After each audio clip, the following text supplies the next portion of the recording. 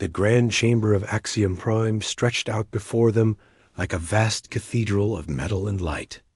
Ji-Ho walked with measured steps across the polished floor, his black diplomatic uniform crisp and perfect. Behind him came Mai and Taiyang, both carrying data tablets and wearing the same calm expression their ambassador had taught them to maintain. They had been to the Galactic Council dozens of times before, and each time felt the same. The weight of thousands of eyes watching them. The whispers that followed humanity wherever they went. Today felt different, though. Ji-Ho could sense it in the air, in the way the alien delegates turned to watch them pass. Something was coming. The three humans took their designated seats in the lower gallery, the section reserved for what the council called developing species. It was a polite way of saying second-class citizens. Around them sat representatives from other minor races, all of them quiet and careful not to draw attention.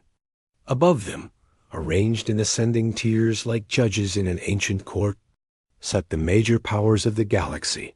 The Vrex Empire occupied the highest seats, their reptilian forms draped in ceremonial armor that caught the light.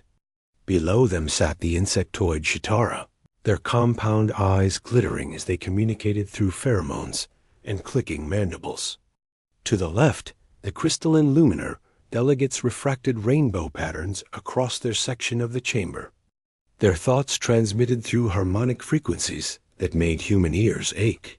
Overlord, Thane of the Vrex Empire, stood to open the session. He was massive, nearly 3 meters tall when he stretched to his full height. His scales were deep purple, marked with gold patterns that denoted his rank. When he spoke, his voice boomed through translation devices embedded in every seat. The Council recognizes all member species. Thane began, his tone dripping with false courtesy. We gather today to discuss the continued expansion of certain races into territories claimed under the Treaty of 7 Stars. Ji-Ho felt his jaw tighten slightly. He knew what was coming. 3 months ago, Earth had established a new colony on a planet called Haven's Rest, well within human-approved space according to every treaty they had signed. But the Vrex had decided they wanted that system instead. The human species, Thane continued, turning his gaze directly at Ji-Ho, has once again demonstrated its inability to follow basic galactic law. They have settled a world that rightfully belongs to the Vrex expansion corridor. Mai leaned close to Ji-Ho and whispered, "That's a lie. Haven's Rest is 40 light years from their nearest border." "I know," Ji-Ho whispered back, his face still calm. "Let him talk." Thane's lips pulled back to reveal rows of sharp teeth, something that passed for a smile among his kind. "But then, what can we expect from such a primitive species? Humans have only been traveling the stars for what, 100 of your years? My people were building empires when your ancestors still lived in caves." Laughter rippled through the upper galleries. The Chitara clicked their approval. The luminar hummed in harmonic agreement. A Chitara delegate rose, her multiple limbs gesturing dramatically. "The Vrex Overlord speaks truth. Humanity is like children playing with tools they do not understand. They breed too quickly, consume too much, and respect nothing. They are a plague species that should never have been given council membership." More laughter. Louder this time. Ji-Ho remained perfectly still, but Taiyang could see his hands grip the armrests just a fraction tighter. The young advisor had worked with Ji-Ho for 5 years and had never seen the ambassador lose his composure. But he had also never seen anyone push this hard before. A luminar delegate chimed in, their voice translated as musical but condescending. "Humans lack even basic psychic ability. They cannot hear the thoughts of others, cannot sense the currents of space itself. They are deaf and blind compared to civilized species. Why do we even permit them at these gatherings?" The chamber filled with agreement. Species that had never spoken against humanity before now joined the chorus. It became clear this was planned, rehearsed. Every major power and half the minor ones had coordinated this attack. Overlord Thane raised a clawed hand for silence. The Vrex Empire proposes new restrictions on human expansion. No new colonies for the next 50 standard years. All human military vessels to be limited to their home system only. All human trade to be regulated through council-approved channels with appropriate taxation. Myray grabbed her tablet so hard Jiho worried it might crack. They want to cage us, she hissed. This is economic strangulation. The motion is open for vote, Thane announced, clearly confident in the outcome. Jiho finally stood, his movement drawing immediate attention. The chamber fell silent. When he spoke, his voice was calm, almost gentle. That made it somehow more terrifying than if he had shouted. The human delegation requests a 48-hour recess to consult with Earth. Command regarding these proposals. Thane's laugh was like grinding stone. Earth Command? You mean the handful of outdated vessels you call a navy? Very well, human. Run back to your little blue world and explain to your leaders how you failed them. The council will vote in 2 days, with or without your presence. More laughter filled the chamber. The Chitara were practically screeching with amusement. Even some of the minor species joined in, eager to align themselves with the winning side. Jiho nodded slowly, as if accepting defeat. He gestured to Myray and Taiyang, and the three of them walked toward the exit. Their footsteps echoed in the massive space. Behind them, the aliens began discussing how to divide human territory once the restrictions passed Dot as they reached the doorway. Jiho paused and looked back one last time. He met Overlord Thane's eyes across the distance.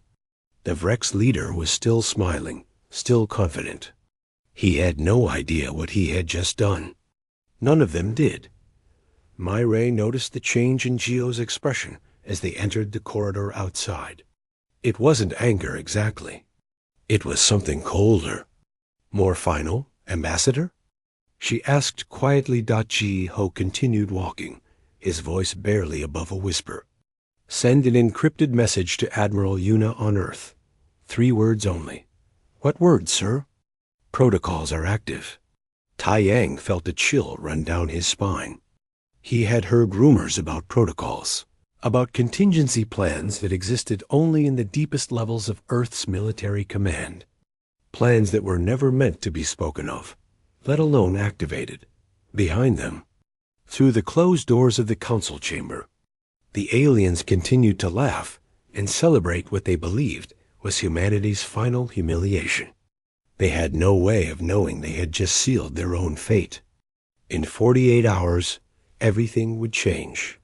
The galaxy would learn what happened when you pushed humanity too far. But for now, Jiho simply walked through the corridors of Axiom Prime, his expression calm and his steps measured. Like a man who had all the time in the world. Like a man who knew exactly what was coming.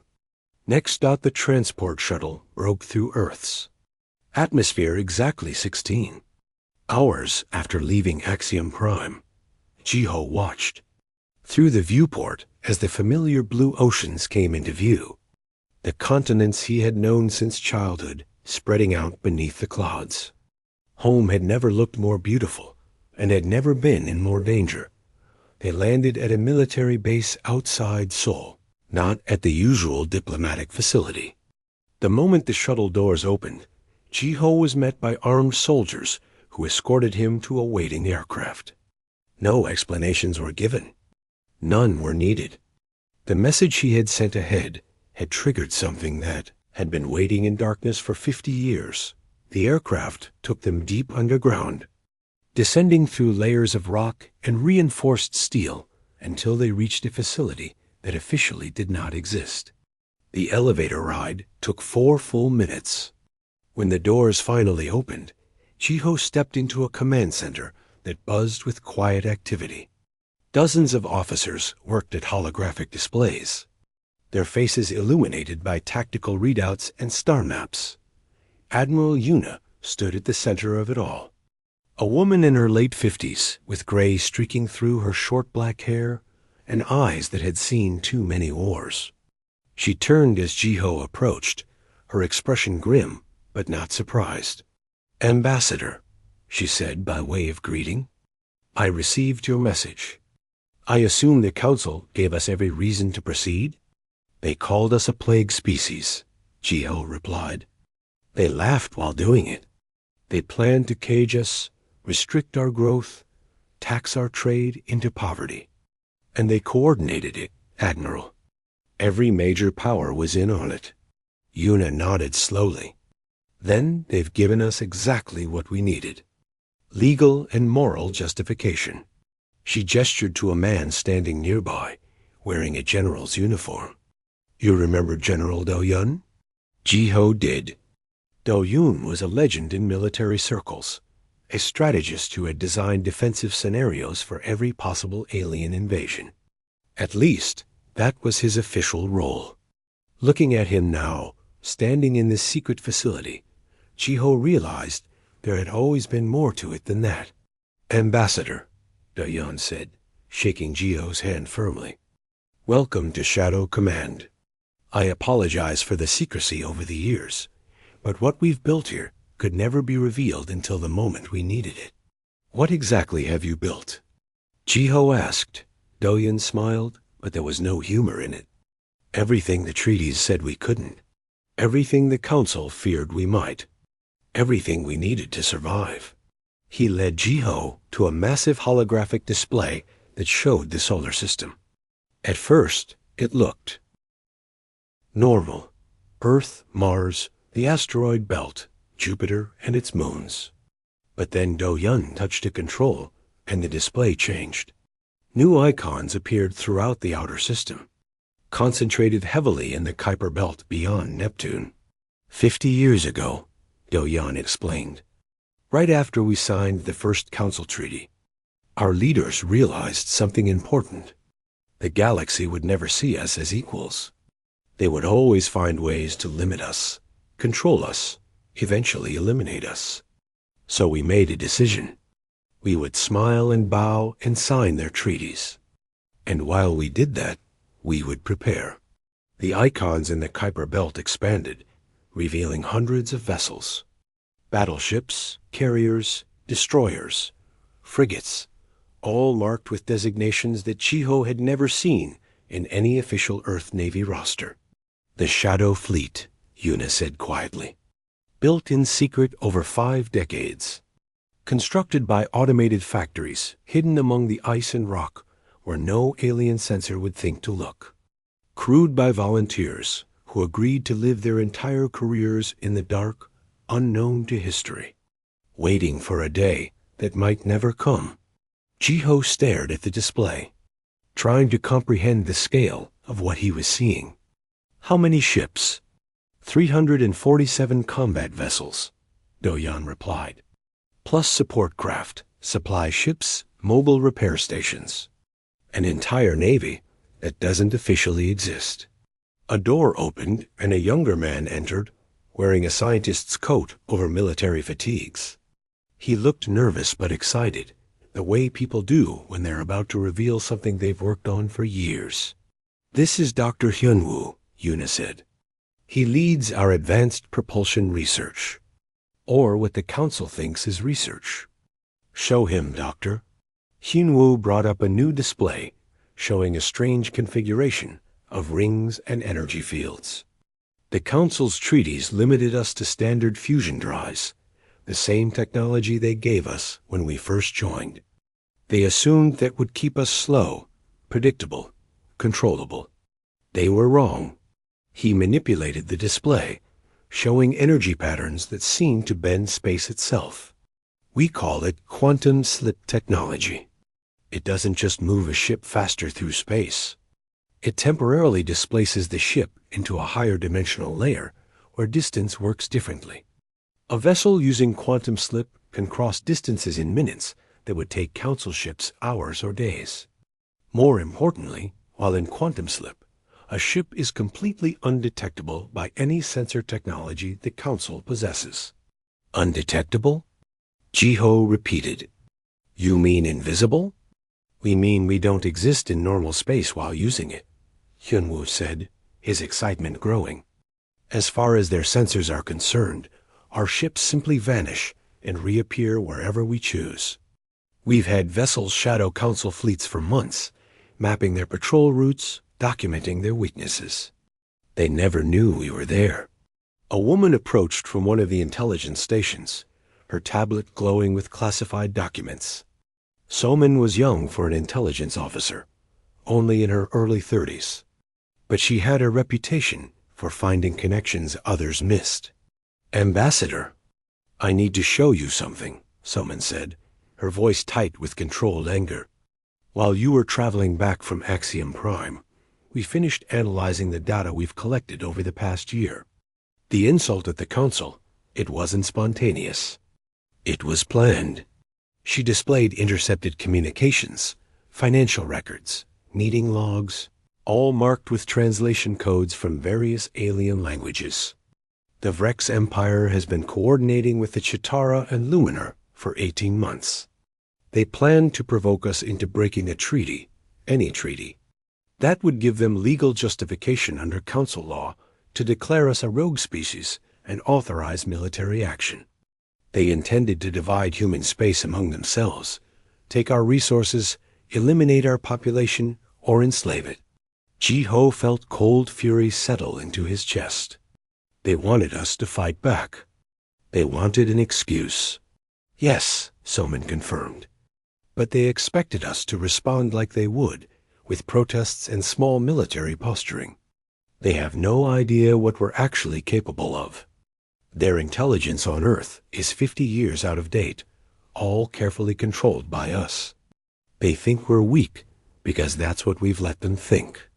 Admiral Yuna stepped forward, her voice cutting through the room like a blade. The question now, Ambassador, is whether we give them the war they wanted, or something else entirely.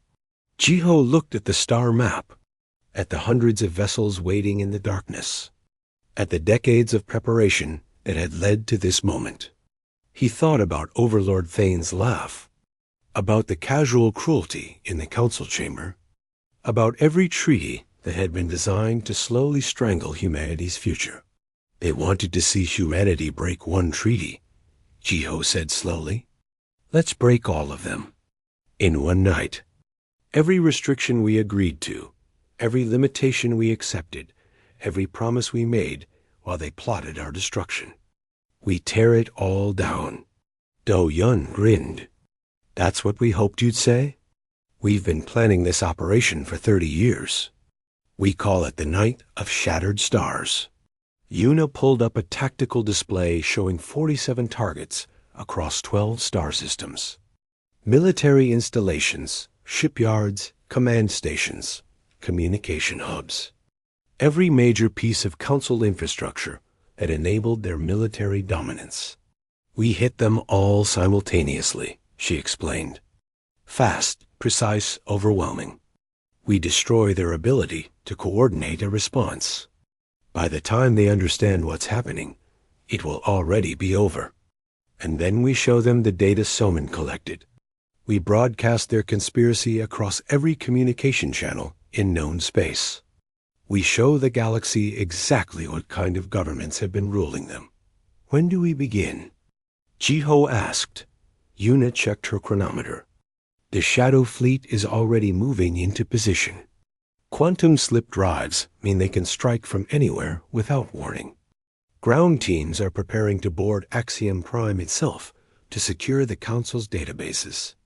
In 36 hours, when your 48-hour recess ends and you return to the Council, they'll be expecting you to bow your head and accept their terms. She smiled, and it was a terrible smile. Instead, they'll find their empires burning. Jiho looked around the command center, at the men and women who had dedicated their lives to this moment, who had worked in secret to ensure humanity's survival. Then we better not waste any time. What do you need from me? Go back to Axiom Prime, Yuna said. Stand before that council one more time. And when they ask if humanity accepts their terms, you tell them exactly what we think of their treaties. Outside the facility, the sun was setting over Sol. In a few hours, across the galaxy, on worlds that had never imagined humanity as a threat, the darkness would bring something new, something the Council had spent 50 years trying to prevent. They had succeeded only in delaying the inevitable. Humanity was going to war. And this time, they would fight without rules, without restrictions, without mercy. The galaxy had insulted them before the Council. Now the galaxy would learn what humanity looked like when the chains finally came off. Commander, Ji-Wan checked her weapon one last time before the transport ship dropped out of quantum slip. Around her in the drop bay, 24 elite soldiers did the same, their black armor absorbing what little light existed in the compartment. They had trained for this mission for 6 years, running simulations in secret facilities, practicing on mock-ups of alien stations. Now it was real. 2 minutes to target. The pilot's voice came through her helmet. Axiom Prime Security has no idea we're here. Ji-Wan smiled inside her helmet. The quantum slip drive was humanity's greatest achievement, and the Council had no clue it existed. Her ship had traveled 300 light-years in the time it would have taken a Council vessel to cross a single star system. They had materialized right next to Axiom Prime's central database facility, close enough that by the time any sensors registered their presence, it would be too late. Listen up, Ji-Wan said to her team. We're not here to fight. We're here to get data and get out. But if they want to make it difficult, show them what human soldiers can do. Remember your training. We are faster, we are smarter, and we are absolutely done playing nice. The transport shuddered as it attached to the station's hull. Cutting torches activated automatically, burning through the alien metal in seconds. The moment the breach opened, Ji-Wan's team poured through, moving with speed that would have seemed impossible to anyone who had only seen humans in diplomatic settings. The database facility was protected by luminar guards, crystalline beings who thought their refracting bodies made them hard to target. They were wrong. Human weapons had been specifically designed to shatter crystalline structures. Ji-Wan's first shot turned a guard into a spray of glittering fragments. Her team spread through the corridors like a well-oiled machine, neutralizing resistance before the aliens even understood they were under attack. Database access in 30 seconds, her tech specialist called out, fingers flying over an alien interface. Their security is decent, but not built to stop human intrusion methods. Because they never thought humans would dare to attack, Ji-Wan thought. They believed we were tame dot across the galaxy in the Vrex home system. Captain Minho guided his stealth bomber through the shipyards where the Vrex Empire built their warships. These shipyards had produced the vessels that patrolled Council S. Pace that enforced alien dominance that humanity had been forbidden from challenging. Target lock confirmed, his weapons officer reported. All torpedo tubes loaded with antimatter warheads. Minho looked at the massive construction facilities ahead, at the half-built dreadnoughts that would have eventually been used against Earth. Fire everything. The torpedoes launched in silence, invisible to Vrex sensors until they impacted. The first explosion lit up the darkness of space like a newborn star. Then another, and another, and another. Within seconds, the entire shipyard complex was a cascade of destruction. Billions of credits worth of military hardware vanished in fire and radiation. Secondary targets locked, the weapons officer said, professional calm despite what they were doing. Orbital defense platforms. Destroy them all, Minho ordered. Leave nothing that can threaten human ships. On the surface of a Chitara hive world, Specialist Siajun crouched in the darkness outside a military command center. His infiltration team had spent 3 weeks getting to this position, traveling through underground tunnels, avoiding patrols, mapping out every defensive system. The Chitara thought their hive structures were impenetrable. They had never dealt with human patience and human planning. "Charges are set," one of his team members whispered. "When these blow, their entire continental defense network goes offline." Seojun checked his chronometer. "Synchronized detonation in 10 seconds. Get ready to move." The explosions were precise, surgical, perfect. Not designed to kill civilians, but to cripple military infrastructure. Within moments, a continent-spanning defense system that had taken the Chitara decades to build became useless metal and dead circuits. "Go, go, go." Seojun shouted, and his team sprinted toward the command center while Chitara soldiers were still trying to understand what had happened. In orbit above a luminar colony world, Pilot Hana executed a combat maneuver that defied everything the Council thought they knew about space combat. Her fighter wing had appeared out of quantum slip directly behind a Vrex battle group, and before the enemy could react, she was already killing ships. "Break left, weapons free," she called to her squadron. Her fighter spun in dove, missile locks tracking 3 targets simultaneously. She released her payload and immediately banked away as enemy return fire cut through space where she had been milliseconds before. 3 Vrex destroyers exploded in rapid succession. The battle group tried to reorient, but Hana's squadron was already flanking them from a different angle, attacking in patterns that seemed random but were actually precisely calculated chaos. "They're trying to run," one of her wing mates called out. "Let them," Hana replied, "but make sure they're too damaged to fight for months." Her targeting computer locked onto engine sections, weapons arrays, command bridges. Every shot was placed perfectly, disabling rather than destroying. Dead ships couldn't spread fear. Crippled ships that limped home could. Back on Axiom Prime, Jiwan's team had secured the database and were downloading terabytes of information. Centuries of council records, classified communications, secret agreements, evidence of every crime and conspiracy the galactic powers had ever committed. "We've got it all," her tech specialist confirmed. "Every dirty secret they've been hiding." "Good," Jiwan said. "Now we broadcast it. I want every ship, every station, every inhabited world in council space to receive this data. No encryption, no restrictions. Let the galaxy see what their leaders really are." A luminar security force finally arrived at the database facility, dozens of guards with energy weapons.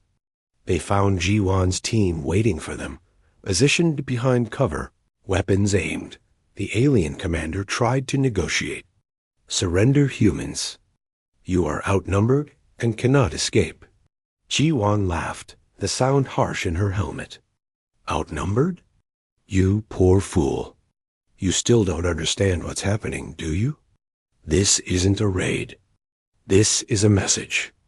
And we're already done here." Her transport ship materialized through quantum slip directly inside the facility, its walls phasing through alien architecture in a way that should have been impossible. The team boarded in seconds, and before the luminar guards could even fire a shot, they were gone. Simply vanished, as if they had never been there. Across 12 star systems, similar scenarios played out. Human forces appeared without warning, struck with devastating precision, and disappeared before effective resistance could be organized. Council military bases went dark. Communication networks collapsed. Shipyards burned. Fortresses fell silent. And everywhere, the data began to spread. Encrypted files suddenly appearing on public networks, messages that couldn't be deleted or blocked, evidence that couldn't be denied. The council races had spent generations portraying themselves as noble protectors of galactic peace. Now everyone could see the truth. The secret agreements to divide human territory. The plans to use humanity as a slave labor force. The casual discussions of genocide dressed up in diplomatic language. On the Vrex homeworld, Overlord Thane watched his military infrastructure crumble on a dozen holographic displays. His command center was filled with panicked officers shouting contradictory reports. Ships destroyed, bases captured, defense networks offline, and everywhere, humans. Impossible, unstoppable humans doing things that should not have been possible. How? He demanded, his voice raw with disbelief. How do they have this technology?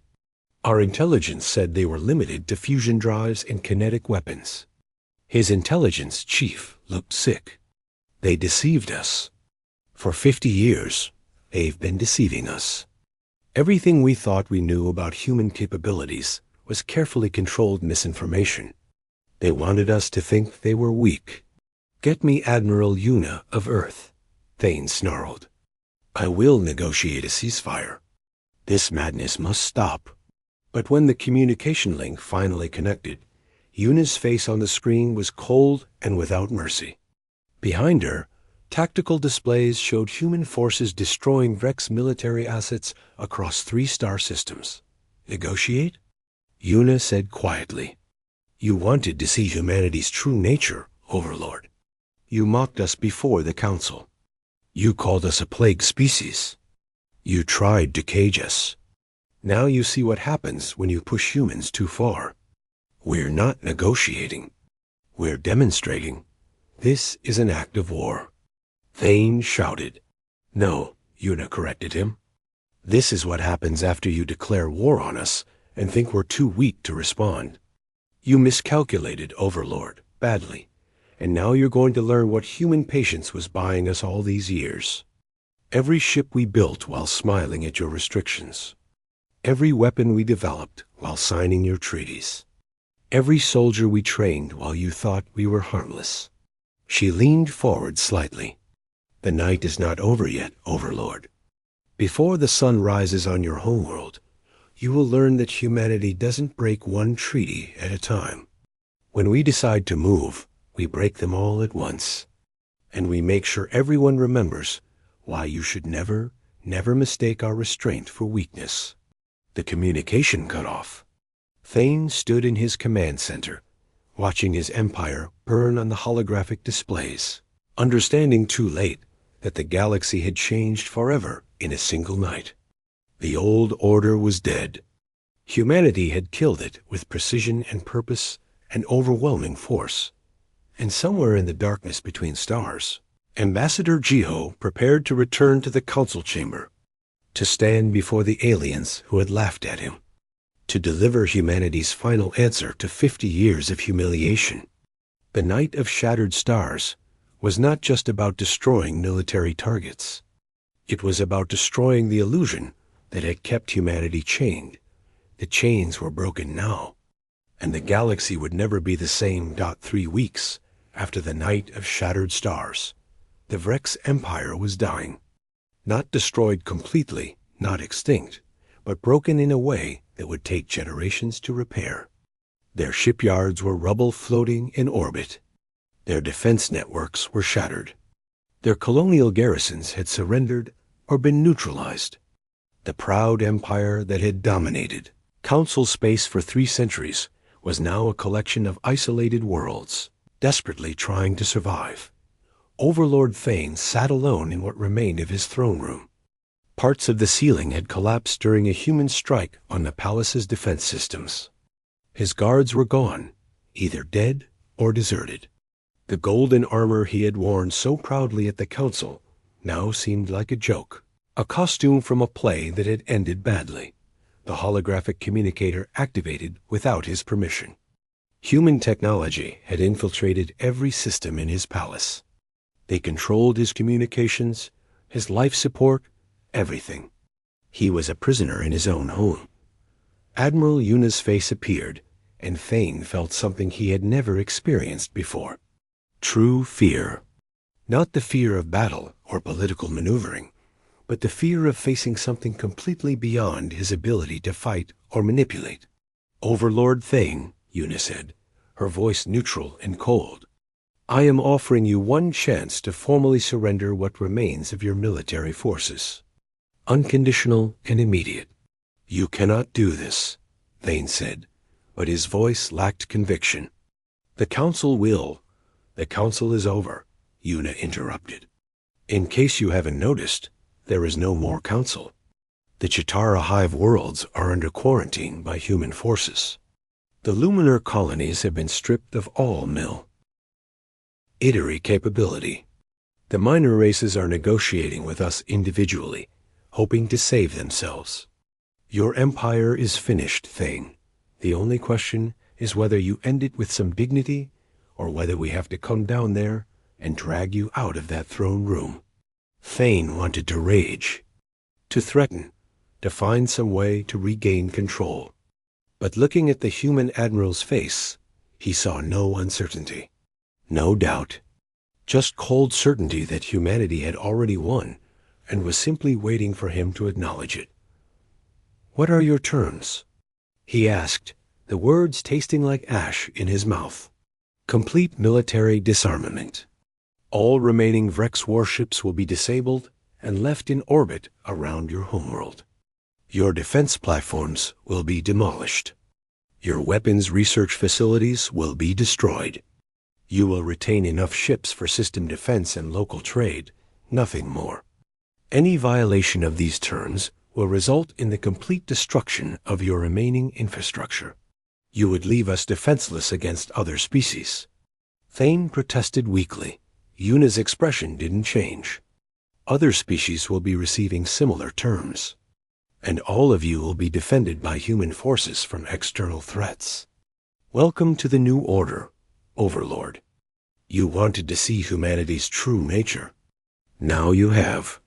We don't conquer. We don't occupy. We don't enslave. But we make absolutely certain that no one threatens us or our interests ever again." The communication ended. Thane sat in his round throne room and made the hardest decision of his life. He activated the general broadcast to all Vrex military forces. "This is Overlord Thane. I am ordering all Vrex vessels to stand down and comply with human directives. The war is over. We have lost." On Axiom Prime, Ambassador Jiho walked through the council chambers that had been the center of galactic government for 500 years. The vast space was nearly empty now. Most of the alien delegates had fled when human forces seized control of the station. Only a handful remained, representatives from smaller races that had abstained from the vote against humanity. Diplomatic attach. Yunji walked beside him, her tablet displaying a list of species currently requesting meetings with Earth. "Ambassador, we have 23 formal requests for protection agreements. Another 15 want to discuss trade treaties. The Helion Collective is offering to share their medical technology in exchange for human security guarantees." "The Helion abstained from the vote, didn't they?" Jiho asked. "Yes, sir. Along with the Dakari Federation and the Orzon Republic. They saw what the major powers were planning and wanted no part of it." Jiho nodded. "Schedule meetings with all three. They showed wisdom when others showed arrogance. We'll remember that." They entered what had been Overlord Thane's private conference room, now converted into a temporary human command center. General Doyun was there, reviewing tactical displays with several junior officers. He looked up as Jiho entered. "Ambassador, we've just received confirmation that the Chitara Matriarch has agreed to our terms. That makes all three major powers officially neutralized. How is the reconstruction going?" Jiho asked. "Better than expected," Doyun replied, switching the display to show several colony worlds. "We've deployed medical teams to 15 former conflict zones. Specialist Seojun's unit alone has treated over 10,000 alien civilians wounded in the fighting. The locals are starting to realize we're serious about the no-occupation part." On one of the displays, Jiho could see human soldiers helping rebuild a damaged Chitara, hive structure while medical teams treated injured civilians. It was a strange image, seeing human forces working alongside the same species they had been fighting weeks ago. "What are the casualty numbers?" Jiho asked quietly. Do-Yoon's expression darkened slightly. "Human forces lost 237 personnel. Another 400 wounded. Enemy military casualties are estimated at 40,000. Civilian casualties are less than 3,000, thanks to precision targeting. Still too many," Jiho said. "Yes," Do-Yoon agreed. "But consider what the alternative was. If we had let the Council proceed with their plans, they would have killed millions of humans. Maybe billions eventually. We stopped a genocide, Ambassador. The price was high but necessary." Yoonji's tablet chimed. "Ambassador, we're receiving a priority communication from Specialist Seojun's team. He says you need to see something." The display changed to show a makeshift refugee camp on a lunar colony world.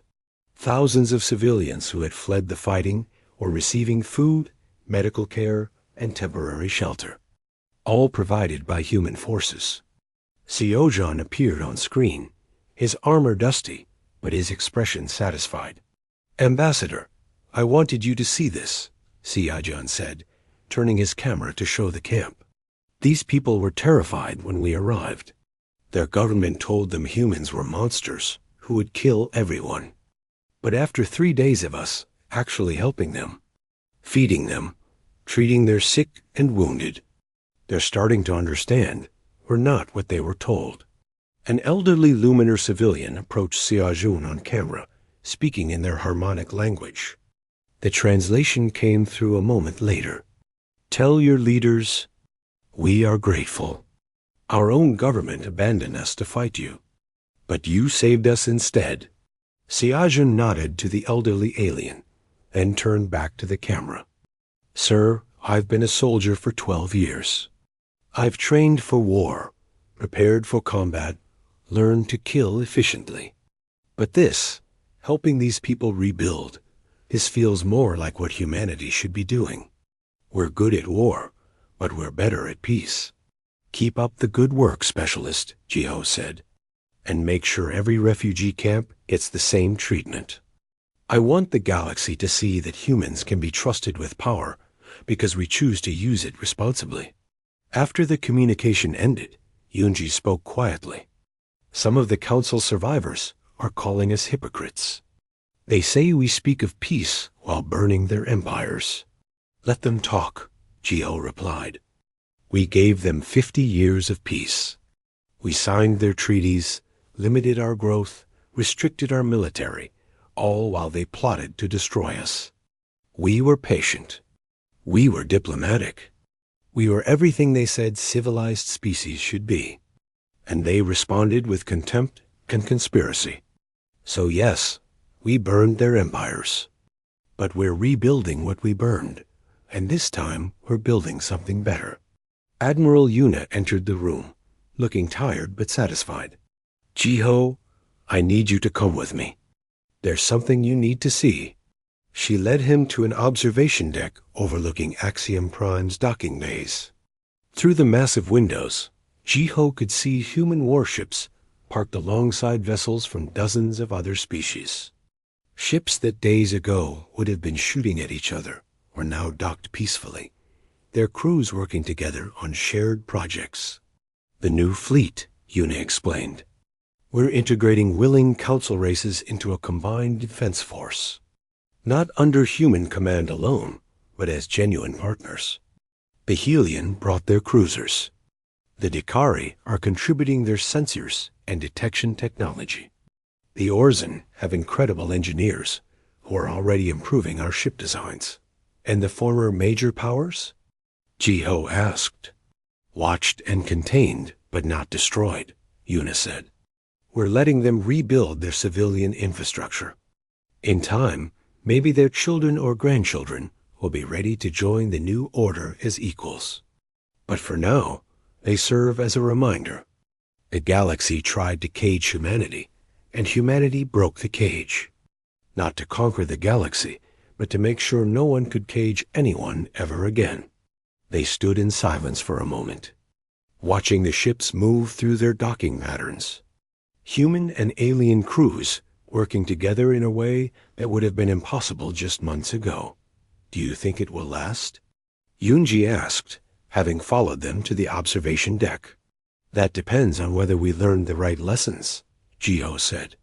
The old council failed because they believed might made right, because they used their power to oppress rather than protect.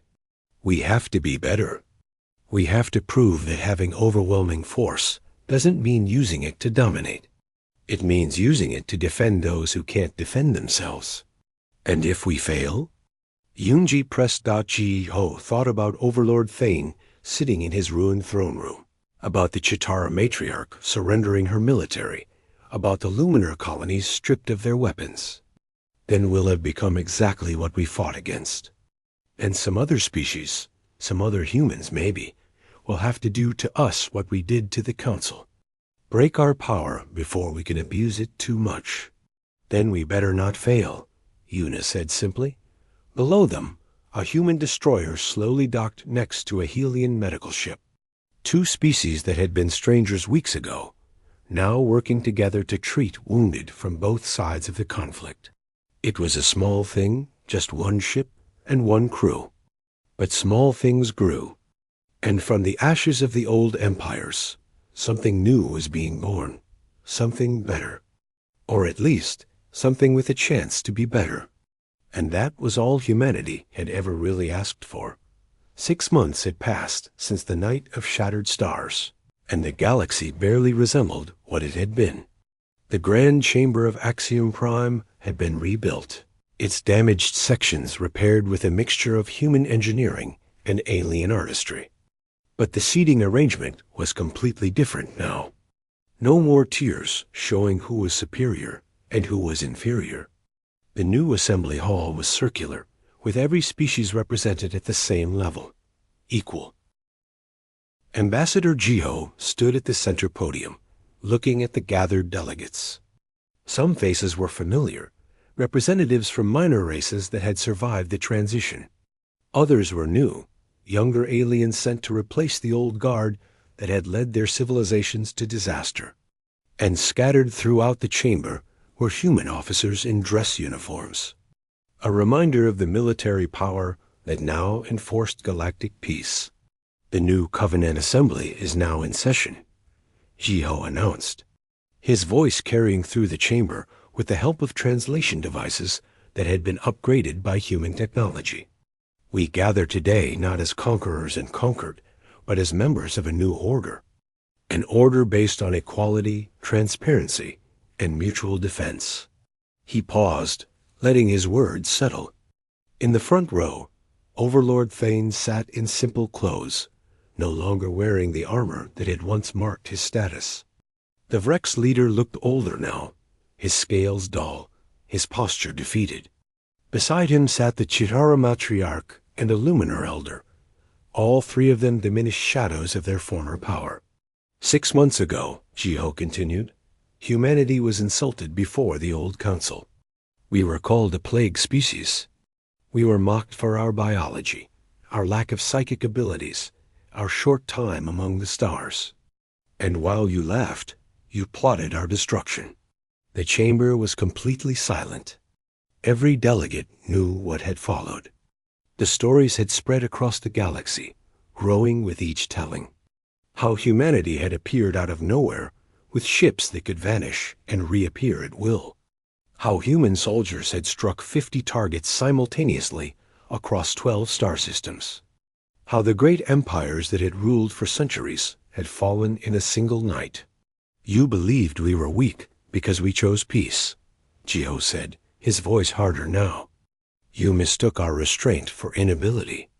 You thought signing treaties and limiting our growth had made us helpless. But all you did was give us time. Time to build. Time to prepare. Time to ensure that when the moment came, we would be ready. Admiral Yuna stepped forward to join him at the podium. Behind her, the display screens activated. showing human warships patrolling various systems, human stations monitoring trade routes, human forces protecting worlds that had once been enemies. The old council is dead, Yuna announced. We killed it, not because we wanted power for ourselves, but because it was corrupt beyond redemption. For 500 years, the major races used the council to enrich themselves and oppress others. They spoke of peace while preparing for war. They preached cooperation while planning genocides. That ends now. She gestured to the screens, showing the new defense network humanity had established. The new covenant operates on simple principles. All member species are equal, regardless of size or military power. All decisions require majority approval, not the decree of a few empires. Any species that attacks another, unprovoked, will face the full might of the combined fleet. And the combined fleet answers to all of us, not just humanity. A Helian delegate rose, one of the species that had abstained from the original vote against humanity. Admiral Yuna, many of us appreciate what humanity has built, but we must ask the obvious question. Your forces are stronger than all of ours combined. What prevents you from becoming the next tyrants?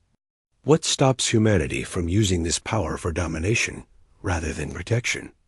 It was a fair question, one that had been debated in human councils for months. Jiho stepped forward to answer. Because we remember what it felt like to be powerless, he said quietly. We remember sitting in this chamber while you laughed at us. We remember signing treaties that strangled our growth while you plotted our extinction. We remember being told we were inferior because we were different. And we never want any species to feel that way again. He looked directly at the Helian delegate. But you're right to worry. Power corrupts. Even humans are not immune to that. So we've built in safeguards. The combined fleet has human commanders, yes, but also officers from 20 other species. Any major military action requires approval from the Assembly. And most importantly, we've agreed to regular inspections of all human military facilities by neutral observers. We will remain strong enough to protect the Covenant, but not so strong that we can ignore everyone else. Pretty words, a voice said from the front row. Overlord Thane had risen, his expression bitter. But we've heard pretty words before. How long before humanity's idealism fades, and you become what you destroyed? Jiho met the former Overlord's gaze without flinching. Maybe you're right. Maybe in 100 years or 1,000 years, humanity will become corrupt and need to be stopped. But that's not today. Today, we're offering something better than what you had. A system where force protects the weak instead of oppressing them. Where treaties are honored because everyone benefits, not because the powerful demand it. Where species like humanity aren't mocked and restricted simply for being different. He gestured to the documents being distributed to each delegate. The new Covenant Treaty is before you. Read it carefully. Debate it. Suggest changes. This isn't a dictate from Earth. It's a genuine offer of partnership. But know this, whether you sign or not, the old order is not coming back. The choice is between joining something new or trying to survive alone in a galaxy that has fundamentally changed. General Doyun stepped forward with a tablet displaying casualty figures. Before we vote on the Covenant, I want to remind everyone of the cost of the old system. The war with humanity lasted 3 weeks. We lost 237 personnel. Council military forces lost over 40,000. But in the 50 years before that war, do you know how many beings died in Council-sanctioned conflicts? 7 million. 7 million deaths in wars that were fought to maintain the power structure we just destroyed. The number hung in the air like an accusation. Several delegates looked uncomfortable, remembering conflicts their governments had participated in or ignored. The new Covenant isn't perfect, Do-Yan continued. No system created by imperfect beings can be perfect. But it's better than what you had. And if you work with us, we can make it better still. The vote took 3 hours. Each species had time to consult with their home governments, to review the treaty terms, to voice concerns, and negotiate adjustments. Some of the changes were minor, technical details about trade regulations and defense commitments. Others were more substantial, particularly regarding the rights of species that had opposed humanity during the war. When the final vote came, 63 species voted to join the new covenant. 12 abstained, wanting more time to consider. Only 3 voted against, all of them former council powers, still bitter about their fall.